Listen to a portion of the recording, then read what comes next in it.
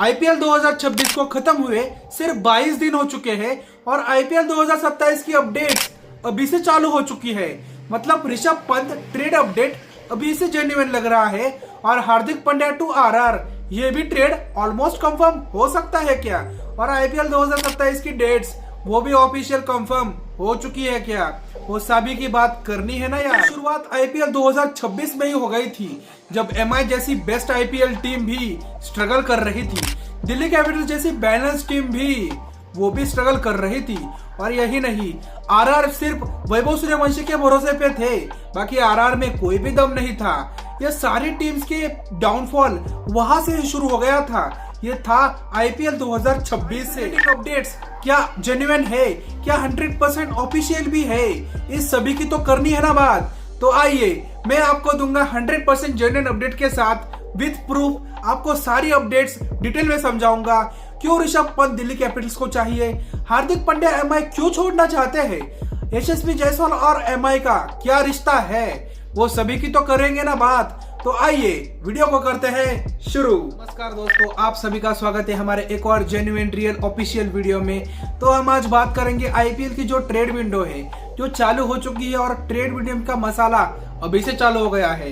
इस trade window में बहुत लोगों को फायदा होने वाला है, तो किस किस टीम को फायदा होने वाला है, इसलिए वीडियो को अंत तक जरूर देखिए और चैनल को एक लाइक और एक सब्सक्राइब प्लीज कर दीजिए। एक बार अगेन अपनी वीडियो को शुरू करते हैं। ऋषभ पंत टू दिल्ली कैपिटल्स और कुलदीप यादव का home coming LSG Lucknow super giants में होने वाला है। तो सबसे पहली बात, ऋषभ पंत की जो डील था उसकी शुरुआत 2025 ऑक्शन में ही हो गई थी। वहां पर सेकेंड लास्ट बिड उन पर दिल्ली कैपिटल्स ने 20 करोड़ की लगाई थी। उसकी आगे 27 करोड़ की बिड संजीव गोयनका ने लगाई और वो 15 सीजन में 5 ट्रॉफी भी जीत गए। ये मेरे हिसाब से ये एटलीस्ट 12, 13, 14, 15 साल खेलेंगे। तो दिस इज अ जर्नी कि 15 साल में 5 IPL title, 4 IPL title, 6 IPL title कैसे जीत रहे हैं। सीजन में 5 ट्रॉफी के बाद हम किसी और सीजन में करेंगे। अब बात करते हैं, इनका डील ऑलमोस्ट कंफर्म वहां से ही था और दिल्ली कैपिटल्स को 2 पार्टनर चलाते हैं। एक जेएसडब्ल्यू पेंट्स भी चलाते हैं उनको। तो जेएसडब्ल्यू पेंट्स के साथ ऋषभ पंत का रिश्ता बहुत पुराना है। वो किसी भी हालत में ऋषभ पंत को अपनी टीम में चाहते ही चाहते हैं। तो ऋषभ पंत खुद से तैयार हो गए। उन्होंने खुद से कहा कि मैं 15 सीआर लूंगा, मतलब 15 करोड़ रुपए लूंगा, उससे ज्यादा 27 करोड़ लेने की मुझे जरूरत नहीं। और ये इंटरेस्टिंग बात, आपको 2024 के ऑक्शन में पता है क्या हुआ था? वहां पर ऋषभ पंत ने दिल्ली कैपिटल्स की कप्तानी मांगी थी। अगर आप मुझे कप्तानी नहीं दे सकते, मुझे आप पहला रिटेंशन नहीं दे सकते, तो मुझे ऑक्शन में जाने दीजिए। और वही हुआ, ऋषभ पंत ऑक्शन में जाते हैं। 3 साल में जो हुआ आपने आंखों में देखा होगा क्या हो गया 3 साल में। तो इसीलिए ऋषभ पंत किसी भी हालत में एलएसजी को पिछले कुछ सालों से छोड़ना चाहते थे। उनका परफॉर्मेंस वहां पे नहीं आ रहा था और इस डील में कुलदीप यादव भी वहां जाने वाले हैं, मतलब लखनऊ सुपर जायंट्स में होम कमिंग होने वाली है। इनकी डील की शुरुआत भी बहुत पहले से हो गई थी। इन्होंने रवि बिश्नोई को ऑक्शन में जाने दिया था। उसके बाद इनके पास इंडियन क्वालिटी स्पिनर एक भी नहीं था। तो कुलदीप यादव मेरे हिसाब से इनके लिए बहुत बेस्ट डील है। इस डील में सबसे ज्यादा फायदा हुआ है लखनऊ सुपर जायंट्स को, क्योंकि अगर आप 27 करोड़ में से कुलदीप यादव के 13.25 करोड़ माइनस कर दे तो 13.75 सीआर ये सब फायदा एलएसजी को हो गया है। उनके बैंक बैलेंस में ये एड ऑन होगा ऑक्शन के टाइम। और दिल्ली कैपिटल्स को मेरे हिसाब से थोड़ा सा ये ट्रबल वाला स्टेट्स लग रहा है, क्योंकि ऋषभ पंत ने अपने पिछले कुछ आईपीएल से, मैं जेन्युइनली बोल रहा हूं, इसने बस 2018 आईपीएल के बाद से मुझे एक भी मैच विनिंग इनिंग इसकी याद नहीं आती। इसने एक मैच जिताया हो, कोई भी नहीं यार। आप टेस्ट में बहुत बेटर हो, पर आईपीएल में मैं ऋषभ पंत को जेन्युइनली सीरियसली नहीं लेता। ऋषभ पंत को नहीं लेता यार।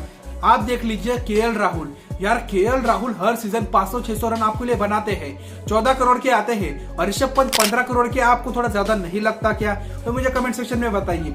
और ये डील ऑलमोस्ट कंफर्म है। ऋषभ पंत टू दिल्ली कैपिटल्स 15 करोड़ में और Kuldeep Yadav home coming LSG Lucknow super giants 13.25 crore में। यह डील ऑलमोस्ट कंफर्म और 100% जेन्युइन होने वाली है। बस दोनों फ्रेंचाइज की जो ऑफिशियल पोस्ट कमिंग सून आने वाली है, दोनों को इस डील से फायदा होगा कि नहीं मैंने वीडियो में ऑलरेडी बता दिया है। तो आपको क्या लगता है कमेंट सेक्शन में जरूर बताइए। बट यही डील ऑलमोस्ट कंफर्म है, 100% श्योर है। हार्दिक पांड्या टू आरआर और यशस्वी जायसवाल टू एमआई, ये डील भी आपको क्या लगता है होने वाली है? सच बताओ तो इस डील की शुरुआत भी बहुत पहले से हो गई थी। इस डील की शुरुआत आईपीएल 2026 में ही हो गई थी, क्योंकि एमआई को किसी भी हालत में इंडियन ओपनर चाहिए ही चाहिए।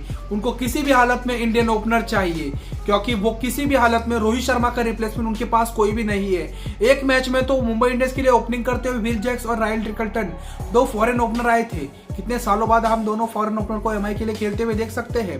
बट एमआई को किसी भी हालत में रोहित शर्मा का रिप्लेसमेंट यशस्वी जायसवाल या वैभव सूर्यवंशी कोई भी चाहिए उनको। वो आयुष महात्रे के बहुत पीछे लगे हैं। सीएसके से वो बार बार खेल रहे कि उनको आयुष महात्रे चाहिए, बट सीएसके उनको जाने वाली देने नहीं वाली, और उनको किसी भी हालत में यशस्वी जायसवाल चाहिए। तो मेरे अंदर से ये डील हो सकती है। इस डील में 50-50% चांसेस है। और आरआर को क्या चाहिए? आरआर को चाहिए एक बेस्ट ऑलराउंडर। हम 2026 के वो ट्रेड विंडो में जाते हैं। उस विंडो में संजू सैमसन और रविंद्र जडेजा का ट्रेड हुआ था। वहां पे उस ट्रेड में उनको किसी भी तरह से दो ऑलराउंडर चाहिए थे। वो शिवम दुबे को मांग रहे थे, सीएसके ने मना कर दिया। सैम करन और रविंद्र जडेजा गए, मतलब एक बॉलिंग ऑलराउंडर और एक बैटिंग ऑलराउंडर, दोनों भी ऑलराउंडर गए। और उनको इस बार भी उनका पूरा टॉप ऑर्डर बस रन बना रहा था, मिडिल ऑर्डर कुछ काम का नहीं था आरआर का। तो उनका किसी भी हालत में इनको हार्दिक पांड्या अपने टीम में चाहिए ही चाहिए। इनको किसी भी हालत में एक वर्ल्ड क्लास ऑलराउंडर चाहिए। हार्दिक पांड्या से बेटर ऑलराउंडर मेरे हिसाब से पूरे वर्ल्ड में कोई नहीं है। और एमआई के लिए किसी भी हालत में रोहित शर्मा का रिप्लेसमेंट उनको चाहिए, क्योंकि रोहित शर्मा के बाद उनके पास इंडियन ओपनर कोई भी नहीं है। रोहित शर्मा की सर्विसेज उनको 2 से 3 साल तक मिल सकती है, उसके बाद इनके पास कोई भी नहीं है।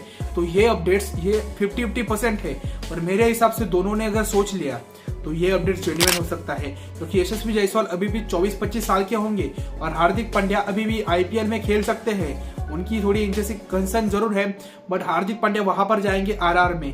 तो ये बहुत अच्छा मूव मेरे हिसाब से होगा। ये बहुत अच्छी डील हो सकती है।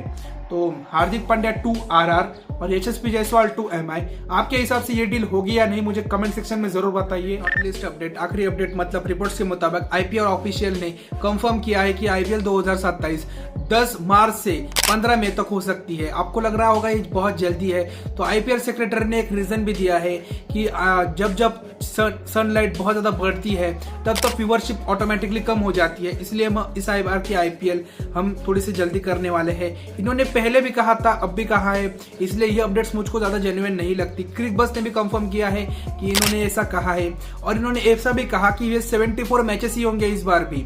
आईपीएल 2027 में 74 मैचेस ही होंगे, ज्यादा मैचेस नहीं होंगे।